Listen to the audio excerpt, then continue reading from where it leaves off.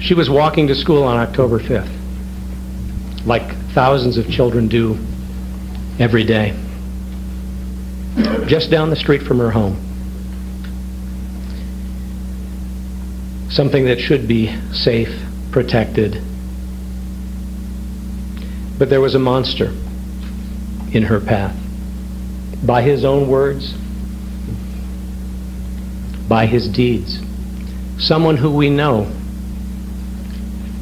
again from his words and from what was found on his computer, who finds pleasure in things that we find unimaginable, that he finds pleasure in pain, that he masturbates to images of people being dismembered, as he says it, dismemberment in a sexual manner. When we talk about his character, his characteristics, that has to be considered, who it is exactly that you have before you. That he saw as he was out looking for children, very clearly from the time record, the staggering of the school starts. He waited at home until children would be walking to elementary school before searching for his prey. He saw his prey, Jessica, and parked on the opposite side of the road, somehow knowing that she would cross the street into his path. He waited until she was parallel to his car, opened the door, took one step, grabbed her, and threw her into the car. He had flex ties with him, and bound her hands and feet.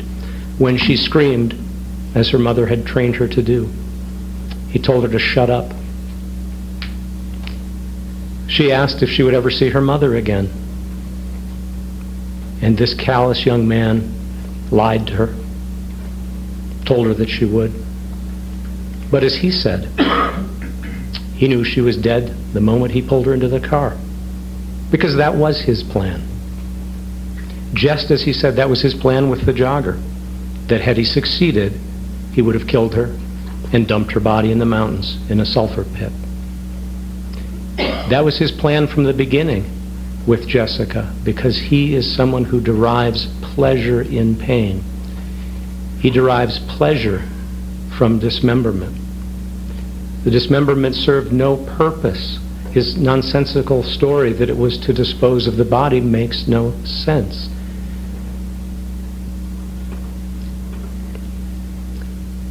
In the home, after he took her upstairs,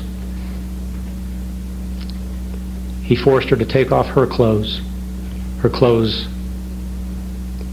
that he then says he made her put in a backpack, some of her clothes. He then made her dress into a black and white uniform, in essence, white shirt, black shorts, as Dr. Salter said, certainly fulfilling some sexual fantasy. He cut her hair. He has her in his room by his own account for an hour and a half to 2 hours. It's painful to imagine what he did to her in that period of time. We know from the physical evidence he sexually assaulted her. We have the broken blood vessels in her genitalia, the bruise to her hymen, the bruises to her arms, her head, her chipped tooth. By his own statement, he took 2 zip ties and combined them together, got behind her, and started to strangle her. Those ties cut into his hands. He said, I didn't have enough leverage to cut off all of her oxygen. So he says, he then started to use his hands. And he strangled her, in his words, for a minute and a half, 2 minutes, maybe 3, to make sure that he was dead. She was dead, I'm sorry. Any claim that this man lacked the executive functioning ability to plan, to exercise a plan, is proved false by what he did, by his actions. He then noticed that she continued to twitch, convulse. So he wasn't done yet. He took this little girl poured scalding hot water into a bathtub, and because she still showed signs of life, put her face down in scalding hot water. And I don't want to go through all the details that he describes, but how he carefully, methodically dismembered her. Not someone in a panic, not someone behaving impulsively, not someone under pure influence, but someone who is coldly, rationally, and slowly taking her apart piece by piece, cutting her from just below her chest to her abdomen, removing all of her internal organs but her vagina, at some point placing a cross inside her vagina. Things that would make most of us physically sick, he was apparently able to do and to describe with no emotional reaction. And then when he was caught, well, I'm going to jump back to two other things that are, I think, of note. He toys with the police. He put some things, some of Jessica's belongings, in her backpack. Her clothes, which are soaked in urine, giving evidence to the terror of her final hours. Her glasses, clearly a statement to anybody, to those who found her items, that Jessica was dead. He then took her torso 4 days later, and drove some 8 miles west and placed her torso on the side of the road near an abandoned concrete building and an old tree where people passing by would find her. Again, sending a message to the community, perhaps reveling in the shock he knew that would create, the finding of the cross with the 3 etchings that he placed there, her body in that condition. And then when he was caught, he said he gave his DNA to the FBI on the 19th of October because he didn't think from his forensics classes, that he had left any DNA. Fortunately for us, he was wrong. He then learned on the 22nd of October, the day before he told his mother what he did, some of what he had done. He learned from the media, and he says that in his interview, that there was a DNA match between the Kettner attack and Jessica's murder. He knew he was caught. He didn't turn himself in some act of altruism. On the 22nd, he learned they've made this case on DNA, and I gave them my DNA. And he says as much in the interview at page 114, where he said, I had never fully thought, and I had never actually fully planned through what I was going to do with it, what I was going to do, any of that. It just... Well, when you went out that morning, Friday morning, October 5th, which was early in the morning, and you drove over to Jessica's neighborhood, what were you planning on doing that day? I had the intent of picking up any female that came across where I was. That it didn't matter what time, where, it just anything. So you were out, for a better word, hunting? Yeah, that's the only word I could think of. And did Jim know Jessica? No. Had you ever seen her before? No, not at all.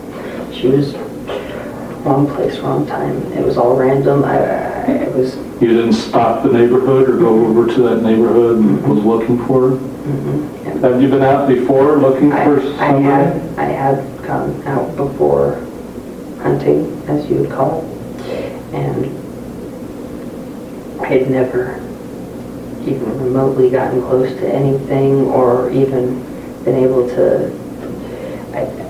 Anytime that I would even see someone walking while I was out in one of those modes, my heart would just instantly start beating really fast, and I couldn't think straight. I don't know. Was that some of the thrill that you got by going out and doing this? Was there a thrill aspect to it? I've been trying to figure that out for a while now.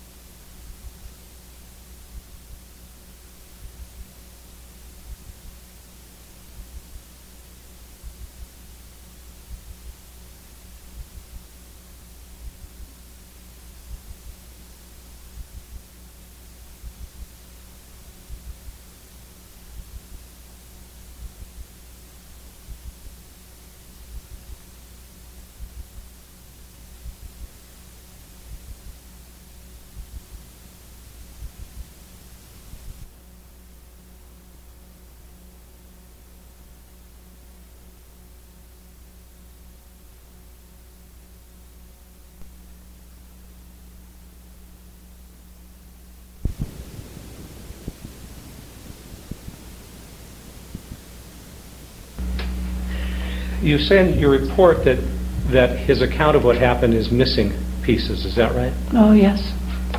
Yes, sir. What are some of those pieces? Well, first of all, he said that he had to kill her. He described his motivation as he had no choice, he had to kill her. Then he also said that he was not sexually attracted to her because she was too young.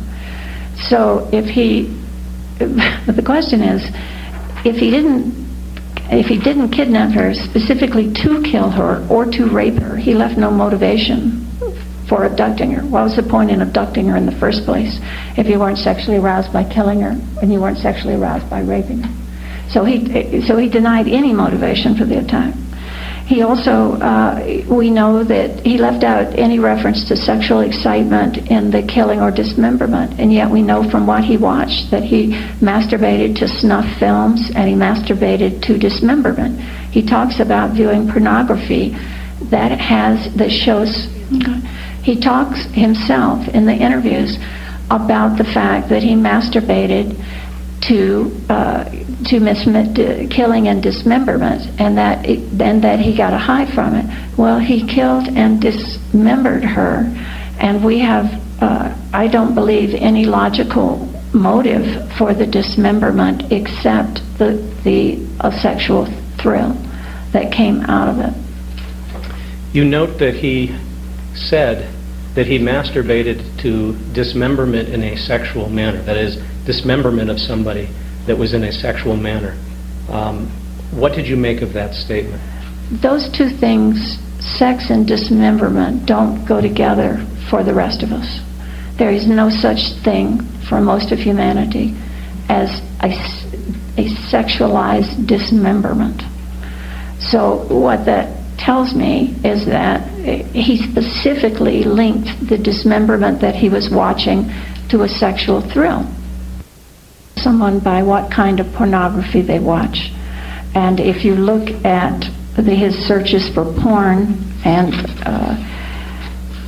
he searched specifically related to torture. Girl tortured and raped, girl raped after torture, girl screams in pain, torture, girl tortured and raped, XXX, anime torture, cute girl tortured, raped until death, raping and killing. He also had visited websites related to rape and torture. These included ripherup.com, screamincream.com, cruelnetwork.com, hogtied.com, and bestgore.com. In one of your books, you describe a sadistic high that some sadists experience. What is that? Well, I have interviewed offenders who've talked about this, and that is that they get a high from torture and the suffering of others that some of them say lasts is far better than orgasm. It will last for a significant period of time. Some have said it's better than crack, better than cocaine.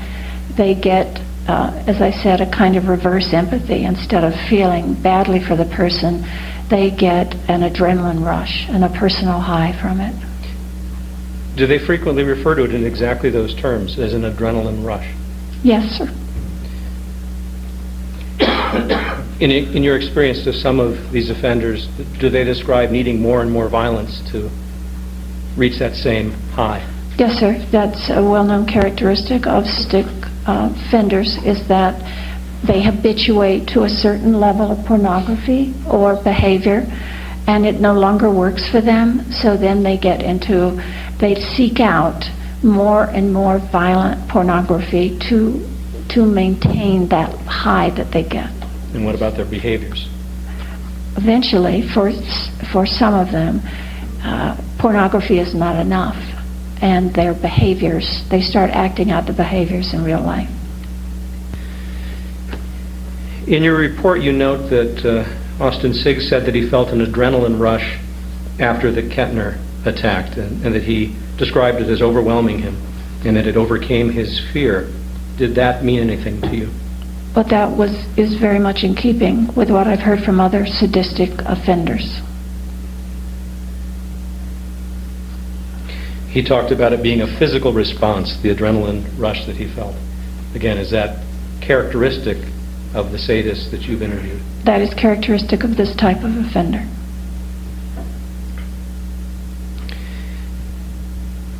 He also says that he thinks that the adrenaline rush may have driven, in essence, all of his hunting for victims. Is that characteristic of this type of offender? Well, yes, people do what is pleasurable for them. They don't do things that make them feel bad.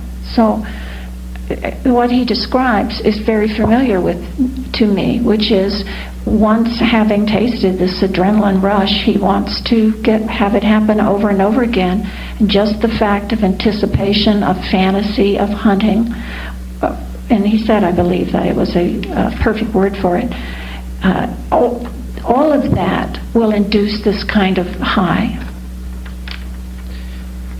I believe you said that Mr. Sigg agreed that the perfect word to describe what he was doing was hunting? I believe so, yes.